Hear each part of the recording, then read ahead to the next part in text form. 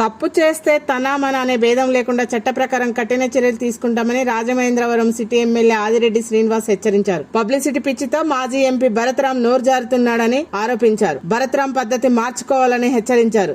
చిల్లర రాజకీయాలు మానుకోకపోతే ప్రజలు తగిన బుద్ధి చెప్తారని అన్నారు. మార్చుకో, భరత్రాం చెప్తున్నాను, మార్చుకో. ఆ రోజు గాలిలో నెగ్గావు. ప్రతిపక్షం ఎలా ఉండాలన్నది నీకు తెలీదు. కార్యకర్త కష్టం నీకు అర్థం కాదు.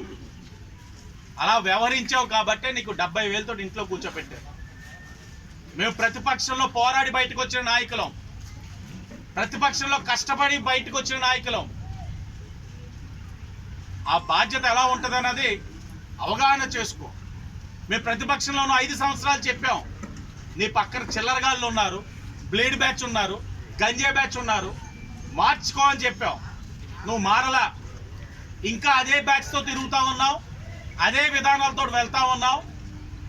ఇప్పటికీ మించిపోయింది లేదు. కరెక్ట్గా నెల అయ్యింది. మారు. ఒక నాయకుడికి ఇప్పుడు దాకా నిన్నెవరు గుర్తించట్లా. అవినీతికి పాల్పడితే కఠిన చర్యలు తీసుకుంటామని విశాఖ సిపి శంకర్ బాత్రా అన్నారు. సిపిగా విశాఖలో పనిచేయడానికి అవకాశం ఇచ్చిన సీఎం చంద్రబాబుకు ధన్యవాదాలు తెలిపారు. పక్క రాష్ట్రాల నుంచి గంజాయి రవాణా జరుగుతుందని వాటిని అరికడతామని అన్నారు.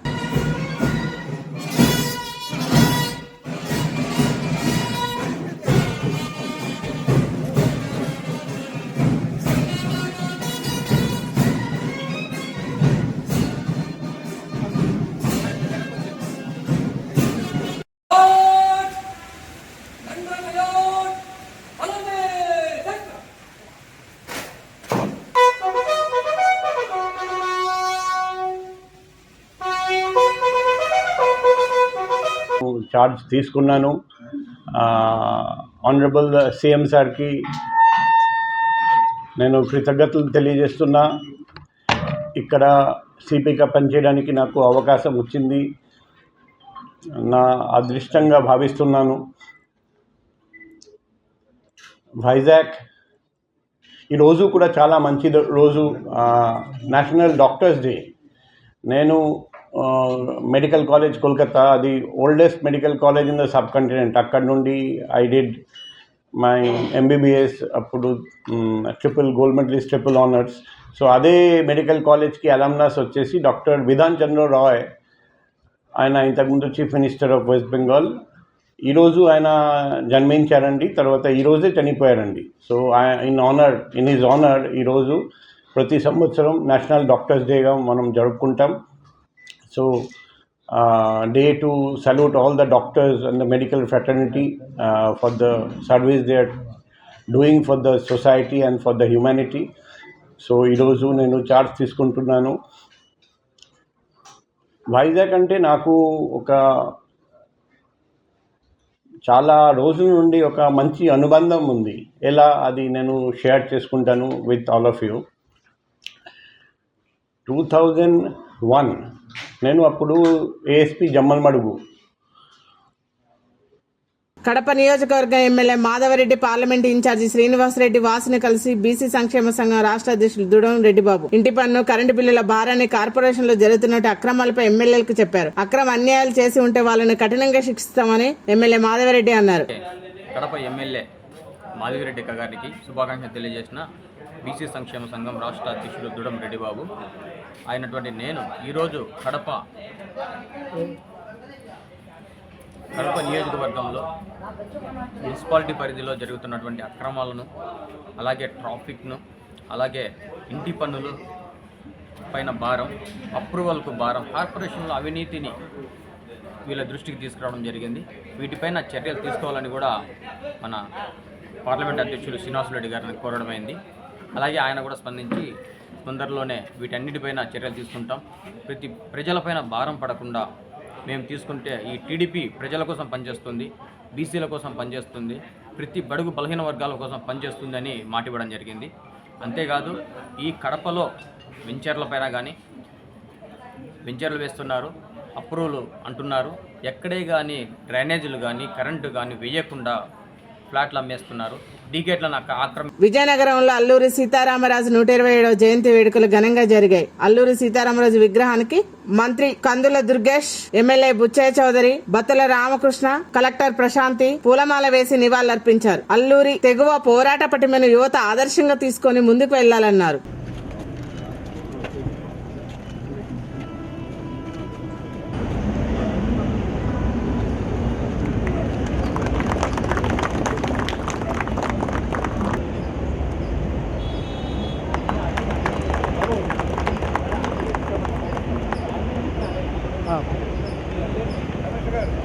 త్యాగధనుడు, తెలుగువారి ఆత్మగౌరవాన్ని నిలబెట్టి స్వాతంత్ర పోరాటం చేసి అసూలు బసిన మహానుభావుడు శ్రీ అల్లూరి సీతారామరాజు గారి 127వ శత జయంతి ఉత్సవాలను ఇవాళ మనం ఘనంగా చేసుకుంటూ ఉన్నాం. మన ప్రాంతవాసి తన ఉద్యమాధికారి 127వ జయంతి సందర్భంగా వేదిక మీద ఉన్నటువంటి జిల్లా కలెక్టర్ గారికి, అదేవిధంగా సీనియర్ మోస్ట్ లెజిస్లేటర్ మాజీ మంత్రివర్యులు పెద్దలు గోరెంట్ల బుచ్చయ్య చౌదరి గారికి, అదేవిధంగా మున్సిపల్ కమిషనర్ గారికి పోరాటం చేసి చివరికి బ్రిటిష్ వారి గుళ్లకు బలైపోయిన వ్యక్తి సీతారామరాజు. ఏలూరు చింతలపూడి పట్టణంలోని wink women and children hospital ని ఎమ్మెల్యే సొంగ రోషన్ కుమార్ ప్రారంభించారు. ప్రజలకు నాణ్యమైన విద్యను అందించాలని ఎమ్మెల్యే రోషన్ అన్నారు.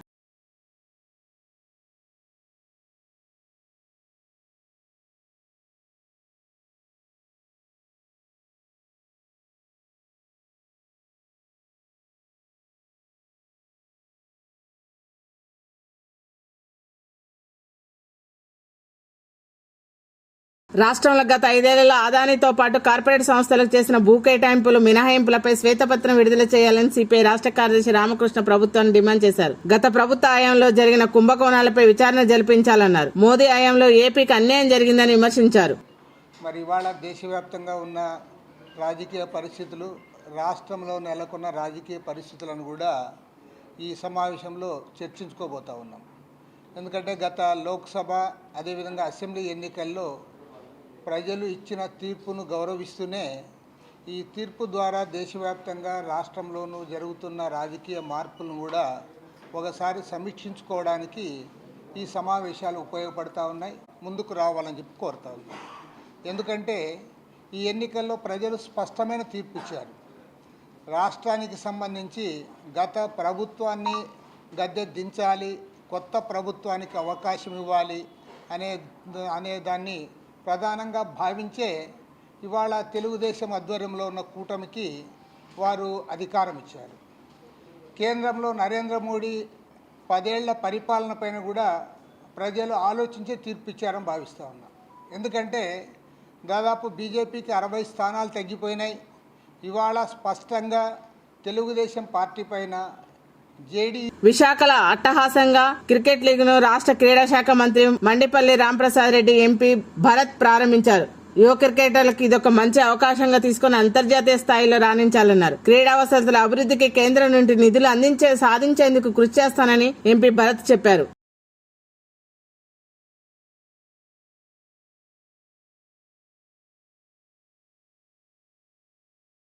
విశాఖపట్నం జిల్లా నూతన కలెక్టర్ గా హరేంద్ర ప్రసాద్ బాధ్యతలు చేపట్టారు. ప్రస్తుతం రాష్ట్ర ఆర్థిక శాఖ డిప్యూటీ సెక్రటరీగా ఉన్న హరేంద్ర ప్రసాద్ ను విశాఖ కలెక్టర్ గా బదిలీ చేశారు. తమిళనాడు చెందిన హరేంద్ర ప్రసాద్ అమృత విశ్వవిద్యాపీఠంలో బ్యాచిలర్ ఆఫ్ ఇంజనీరింగ్ లో కంప్యూటర్ సైన్స్ చేసిన హరేంద్ర ప్రసాద్ తిరుచిరాపల్లిలో Bharathi Dasan institute of management నుంచి ఎంబీఏ పూర్తి చేశారు. అనంతరం విస్రో, టెక్నాలజీ, ఇన్ఫోసిస్ లో వివిధ హోదాల్లో పనిచేశారు. సివిల్స్ లో 93వ ర్యాంకు సాధించి ఇండియన్ అడ్మినిస్ట్రేటివ్ సర్వీస్ కు ఎంపికైన 2015లో ట్రైనీ ఆఫీసర్ గా చేరారు. చిత్తూరు జిల్లా అసిస్టెంట్ కలెక్టర్ గా, కేంద్ర ఫుడ్ ప్రాసెసింగ్ పరిశ్రమల మంత్రిత్వ శాఖగా సహాయ కార్యదర్శిగా, పశ్చిమ గోదావరి జిల్లా కేఆర్ పురం ఐటీడీ పీఓగా, Kapu welfare and development corporation limited managing director, Andhra Pradesh centre for financial systems services chief executive officer మరియు డిప్యూటీ సెక్రటరీ, నెల్లూరు జిల్లా collector, Aarogyasri health care trust chief executive officer, AP ఎన్నికల సంఘం అదనపు ప్రధాన ఎన్నికల అధికారిగా పనిచేశారు.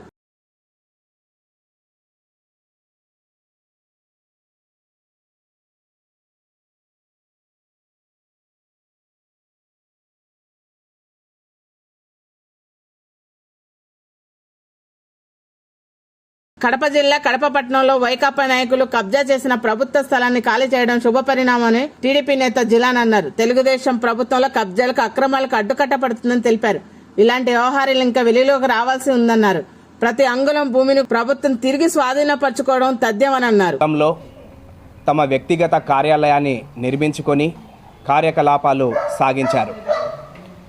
దీన్ని తెలుగుదేశం పార్టీ మరియు సంబంధిత నాయకులు వెలుగులోకి తెచ్చి ప్రజల దృష్టికి తీసుకెళ్లారు. నిన్నటి దినం ఆ సదరు కార్పొరేటర్ గారికి జ్ఞానోదయమై ఆ స్థలాన్ని ఖాళీ చేయడం జరిగింది. దీన్ని తెలుగుదేశం పార్టీ మనసారా హర్షిస్తూ ఉంది. ఈ శుభ పరిణామాన్ని ధన్యవాదములతో అభినందిస్తూ ఉంది. కానీ ఆ ఖాళీ చేసిన తీరు, ఆ ప్రెస్ మీట్ పెట్టి మాట్లాడిన మాటల తీరు చూస్తూ ఉంటే ఆశ్చర్యం కలుగుతూ ఉంది. కంచే చేనె మేసినట్టు సమాజంలోని పెద్దలు, పండితులు ఇది మంచివి. కరెంటు మీటర్లకు ఎన్ఓసీఓ నో అబ్జెక్షన్ సర్టిఫికెట్ విధానం తీసివేయాలని బద్వేల్ ప్రజా సంఘాలు డిమాండ్ చేశాయి.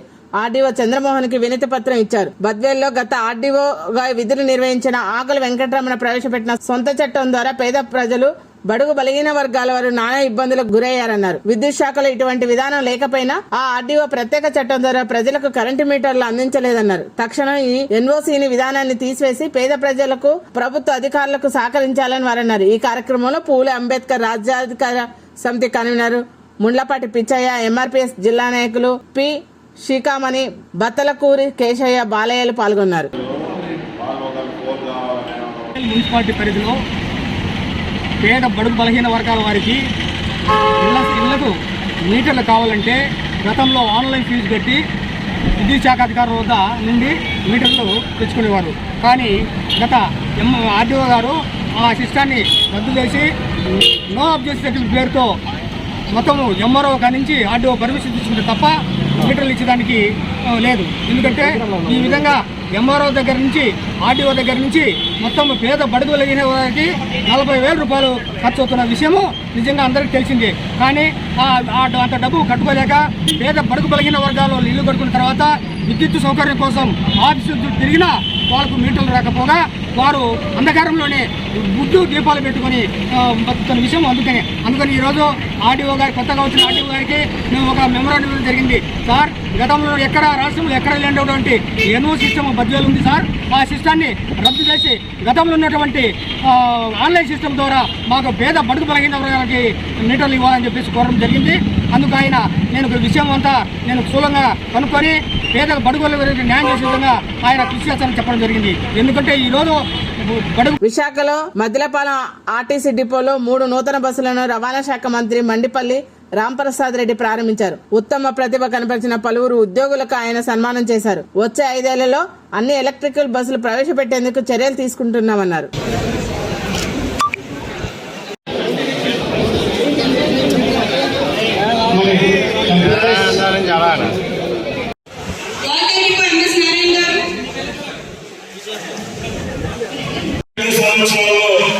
తప్పకుండా రాష్ట్రంలో బస్సులని ఎలక్ట్రిసిటీతో నడిచే విధంగా చర్యలు తీసుకుంటామని ఆయన చెప్పడం జరిగింది. వచ్చే కొన్ని రోజుల్లోనే కేంద్ర ప్రభుత్వంతో మాట్లాడి వచ్చే 5 సంవత్సరాల్లో తప్పకుండా మన రాష్ట్రంలో ఎలక్ట్రిక్ బస్సులు తీసుకొని వస్తే సంస్థ యొక్క లాభాలు అయితేనే ఇక్కడున్న నష్టాలు పుట్టేదానికి చాలా సౌకర్యంగా ఉంటుందని మీ అందరూ తెలియజేసుకుంటున్నాం. ఇంకొకటి చెప్తున్నారు, ఎందరో కార్మిక సోదరులు 5 సంవత్సరాల నుంచి జీతాలు సరిలేక కార్మిక వ్యవస్థలో లొసుకులు అడ్డం పెట్టుకొని ఏ విధమైన చేయూత ఇవ్వకుండా ఉండే వాళ్ళందరికీ ఈ ప్రభుత్వం చేయూతనిచ్చే విధంగా విజయనగరం జిల్లా గంట్యాడ మండలం తాటిపూడి జలాశయ నీటిని రాష్ట్ర చిన్న మధ్యతరగతి పరిశ్రమల ఎన్ఆర్ఐ శాఖ మంత్రి కొండపల్లి శ్రీనివాస్ విడుదల చేశారు. ఈ కార్యక్రమానికి ఎస్ కోట ఎమ్మెల్యే కోళ్ల లలిత కుమారి, జిల్లా కలెక్టర్ అంబేద్కర్లు తదితరులు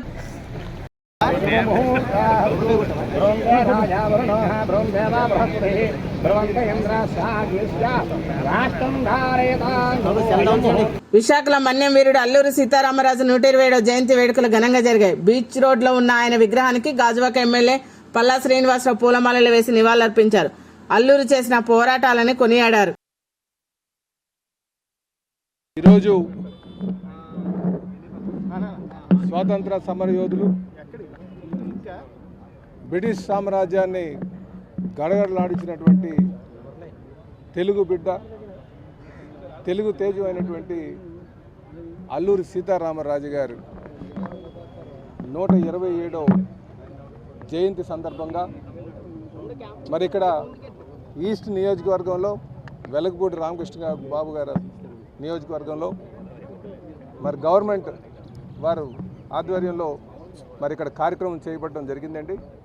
ఈ కార్యక్రమంలో పాల్గొన్న మరి రామకృష్ణ బాబు గారికి, కలెక్టర్ గారికి, అలాగే జీవీఎంసీ కమిషనర్ గారికి, మేయర్ గారికి, డిప్యూటీ మేయర్ గారికి, ఫ్లోర్ లీడర్ గారికి అందరికీ కూడా నేను పాల్గొన్నటువంటి అధికారులందరికీ మరి పేరు పేరున నేను నమస్కారాలు తెలియజేసుకుంటున్నాను.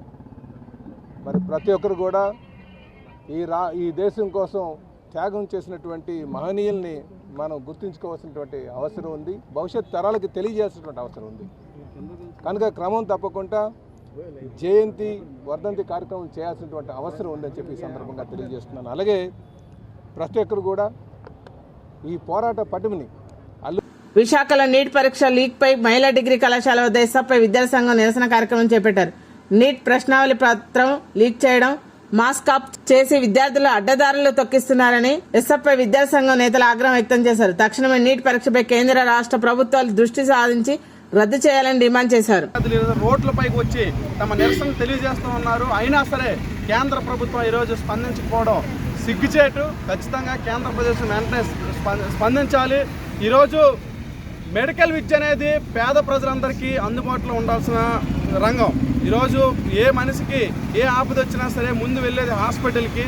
అటువంటి మెడికల్ విద్యలో ఈరోజు స్కామ్ చేసి ఈరోజు కోట్ల రూపాయలు లాభపడటమే వాళ్ళ ఆశయంగా ఈరోజు కోచింగ్ సెంటర్లు కానీ లేదా ఇతర ప్రభుత్వ అధికారులు కుమ్మక్కై ఈరోజు పేపర్ లీకేజ్ చేసి దాదాపుగా 1000కి పైగా మందికి ర్యాంకులు, నేషనల్ వైడ్ ర్యాంకులు తీసుకొచ్చి నిజంగా చదివే విద్యార్థులకి అన్యాయం జరిగింది.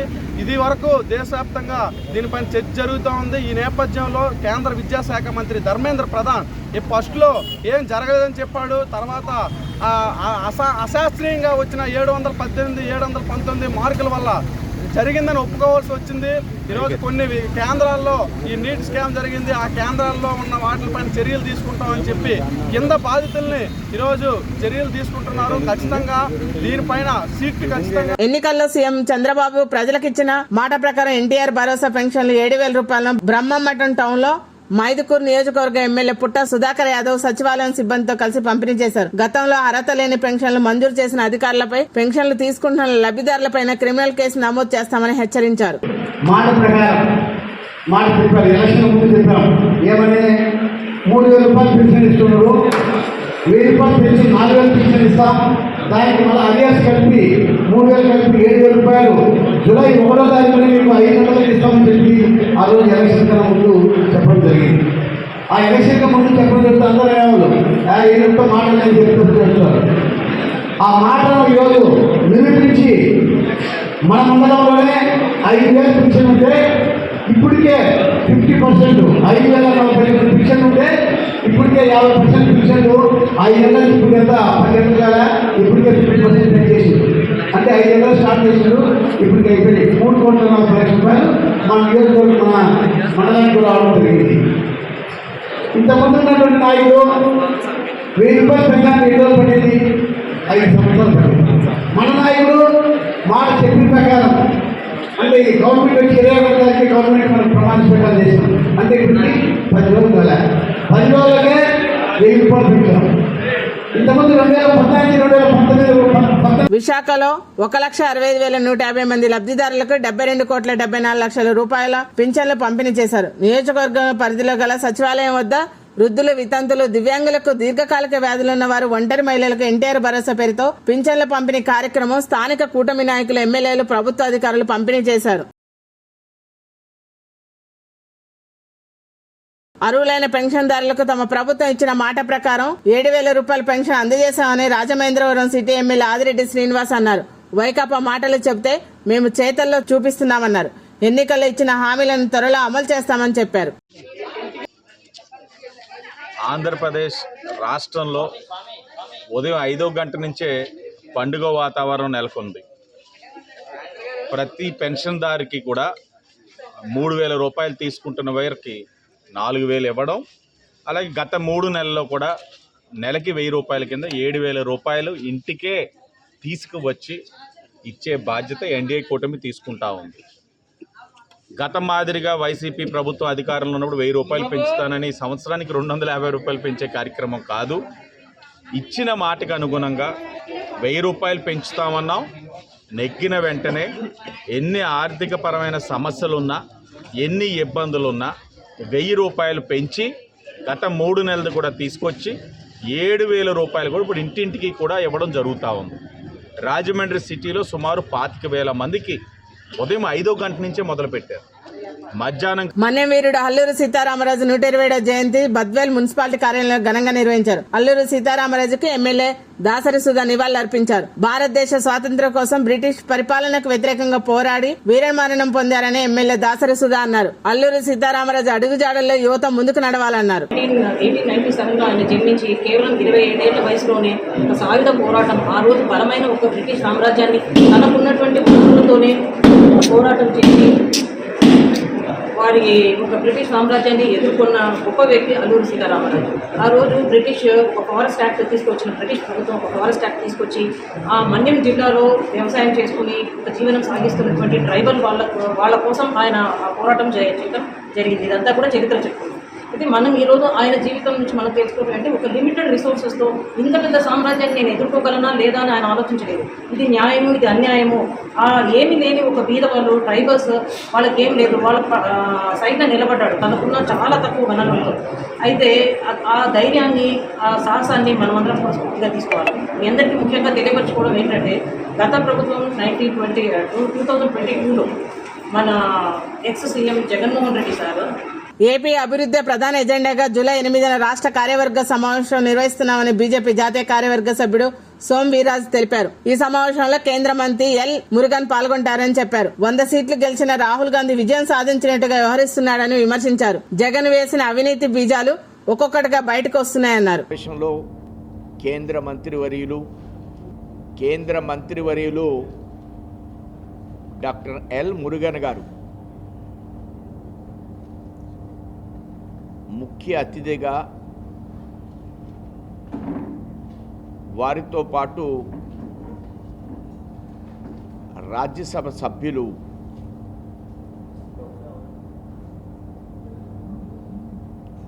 బీజేపీ జాతీయ ప్రధాన కార్యదర్శి,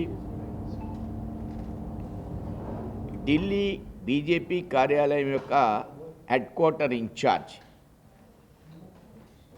మొన్న ఎన్నికల సమయంలో పరిశీలకులుగా మన రాష్ట్రంలో వారు ప్రముఖమైన పాత్ర నిర్వర్తించారు. ఈ కూటమి ఎక్కడా పొరపచ్చాలు లేకుండా కార్యక్రమాన్ని కోఆర్డినేట్ చేస్తూ ప్రధానమంత్రి 3 సమావేశాలు కానీ, అలానే ఇక్కడ ఉన్నటువంటి ఫీడ్బ్యాక్స్ని మిత్రపక్షంగా జనసేనతో కలవడం, తెలుగుదేశంతో ఇప్పుడున్న ముఖ్యమంత్రి గారితో కలవడం, వారు చెప్పిన రాజమహేంద్రవరం స్థానిక గోదావరి గట్టున గల నట సార్వభౌమ నట చక్రవర్తి స్వర్గీయ శ్రీ ఎస్వి రంగారావు 106వ జయంతి వేడుకలు ఘనంగా జరిగాయి. పంతం సత్యనారాయణ చారిటబుల్ ట్రస్ట్ నగర చిరంజీవి యువత ఆధ్వర్యంలో ఏర్పాటు చేసిన జయంతి ఉత్సవాల్లో ఆంధ్రప్రదేశ్ రాష్ట్ర పర్యాటక సినిమా ఆటోగ్రఫీ మంత్రి కందుల దుర్గేష్ పాల్గొన్నారు.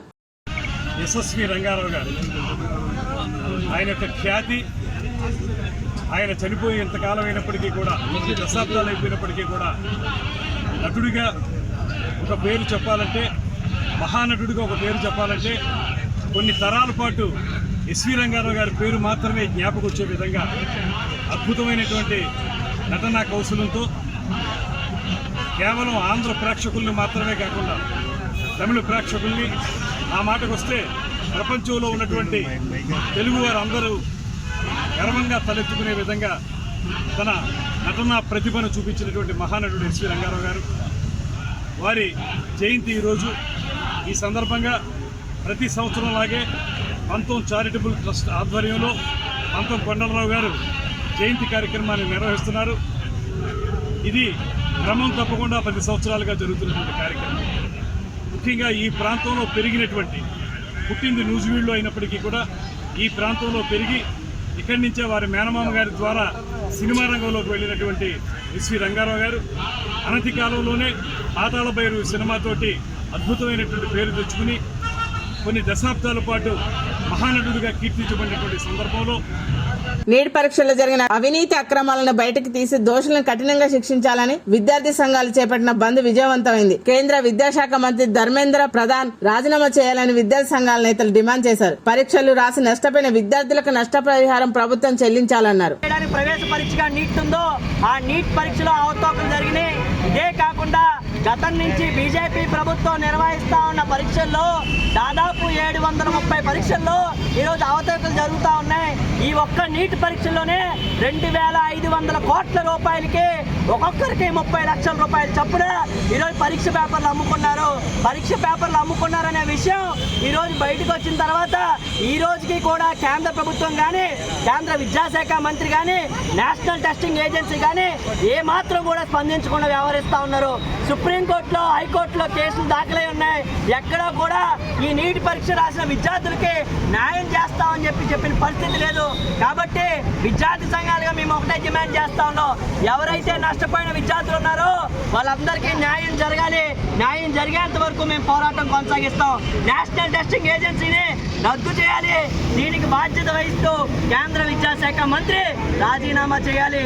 దాంతోపాటు ఏదైతే నీటి ప్రవేశ పరీక్ష ఉందో ఆ పరీక్ష రాష్ట్రాల్లో పెట్టుకునే విధంగా పాలకొల్లు మండలం లంకల కోడేరు గ్రామం సచివాలయం గ్రేడ్ 2 పరిధిలో ఎన్టీఆర్ వృద్ధాప్య పెన్షన్ 2,50,000 రూపాయలతో సెక్రటరీ రాము అదృశ్యమయ్యారు. ఈ విషయం తెలుసుకున్న నీటి వనరుల శాఖ మంత్రి నిమ్మల రామానాయుడు పెన్షన్ లబ్ధిదారులు ఇబ్బంది పడకుండా, పెన్షన్ ఆగిపోకుండా వెంటనే మంత్రి రామానాయుడు తన డబ్బులు ఇచ్చి పంపించి పెన్షన్లు పంపిణీ పూర్తి చేశారు. అదృష్టమైన గేట్ సెక్రటరీ రాముపై పాలకొల్లు రూరల్ పోలీస్ స్టేషన్ లో కేసు నమోదు చేశారు. నిన్న అంటే జూలై 1 తేదీ 2024 సంవత్సరం ఎన్టీఆర్ భరోసా పెన్షన్స్ పంపిణీ కార్యక్రమంలో భాగంగా లంకల్ కోడేరు 2 సచివాలయలో గ్రేడ్ 5 సెక్రటరీగా పనిచేస్తున్నటువంటి బదావత్ రాము అనేటటువంటి సెక్రటరీ గారికి 38 పెన్షన్లు పంపిణీ చేసే నిమిత్తం 2,50,500 రూపాయలు ఇవ్వడం జరిగింది. అయితే నిన్న 8:30 ఆ ప్రాంతం అవుతున్నప్పటికీ ఆయన పెన్షన్ డిస్బర్స్మెంట్ స్టార్ట్ చేయకపోవడంతో ఆయన ఫోన్ ట్రై చేయగా ఆఫీస్ నుంచి స్విచ్ ఆఫ్ వచ్చింది. ఆ తర్వాత ఫీల్డ్కి వెళ్ళి ఎంక్వైరీ చేయగా అతను ఆ డబ్బులతోటి వెళ్ళిపోయినట్టుగా మాకు తెలియవచ్చింది. వెంటనే లంకల్ కోడేరు సచివాలయ గ్రేడ్ 1 సెక్రటరీ అయినటువంటి కానూరు రాజేష్ కుమార్ గారు ఈ ఆఫీస్కి తెలియజేస్తూ కంప్లైంట్ ఇవ్వడం జరిగింది. కంప్లైంట్ ఇచ్చిన వెంటనే మా మండల పరిషత్ కార్యాలయంలో తెలియజేయడంతో పాటు వెంటనే పోలీస్ స్టేషన్లో కూడా కంప్లైంట్ ఇవ్వడం జరిగింది. దీని మీద పోలీస్ ఎంక్వైరీ జరుగుతూ sub inspector of police Palakollu rural station వారు ఎఫ్ఐఆర్ నెంబర్ 123/2024 ఎఫ్ఐఆర్ని కూడా నమోదు చేయడం జరిగింది. ఈ పెన్షన్ డిస్ట్రిబ్యూషన్కి సంబంధించి 2,50,000 వైఎస్ఆర్ కాంగ్రెస్ పార్టీ కార్యకర్త శివాజీ ప్రచార రథాన్ని తగలబెట్టాడని పోలీస్ డిపార్ట్మెంట్ బురద జల్లే ప్రయత్నం చేస్తున్నారని మాజీ ఎంపీ భరత్ అన్నారు. శివాజీ మా తండ్రికి అనుచరుడని తప్పుడు ప్రచారం చేస్తున్నారన్నారు. శివాజీ తెలుగుదేశం పార్టీ సోషల్ మీడియాలో పనిచేశాడని, టీడీపీ స్క్రిప్ట్ ఇచ్చినట్లుగా పోలీస్ డిపార్ట్మెంట్ కేసు నమోదు చేశారని ఆవేదన వ్యక్తం చేశారు.